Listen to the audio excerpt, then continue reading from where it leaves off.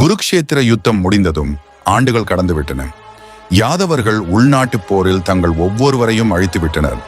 கண்ணன் இதனை அறிந்து மனம் மூவந்து துவாரகாவை விட்டுவிட்டு ஒரு காட்டுக்கு சென்றார். அங்கு ஒரு பெரிய ஆலமரத்தின் கீழ் அமர்ந்து தியானத்தில் இருந்தார். அதே நேரத்தில் ஜரா என்ற வேட்டைக்காரன் அந்த காட்டில் வேட்டையாடி கொண்டிருந்தான். தூரத்திலிருந்து ஒரு மானின் காது போல் ஏதோ அசைவதை அவன் கவனித்தான். இது ஒரு மான் என்று எண்ணி அவன் அம்பு எய்தான். அந்த அம்பு நேராக கிருஷ்ணரின் காலை அடித்தது. அம்பு தாக்கியதும் கிருஷ்ணர் சிரித்தார்.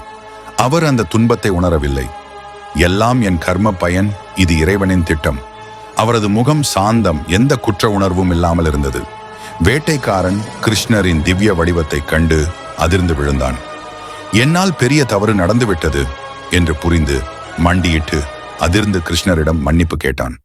நான் உங்கள் மீது தவறாக அம்பு ஏவியது, எப்படி என் பாவத்தை போக்கப் போகிறேன் கண்ணா என்று கதறி அழுதான்.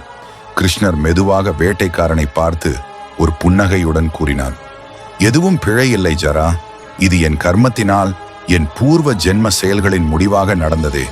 நீ வெறும் கருவி மட்டுமே, நான் உன்னை மன்னித்து விட்டேன். வேட்டைக்காரன் கிருஷ்ணரின் மரியாதைக்குரிய காலடிகளை தொட்டு வணங்கினான்.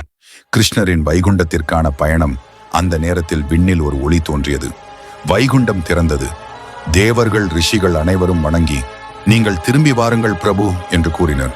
கிருஷ்ணர் தமது சரீரத்தை விட்டுவிட்டு திவ்ய வடிவத்தில் வைகுண்டத்திற்கு சென்றார்.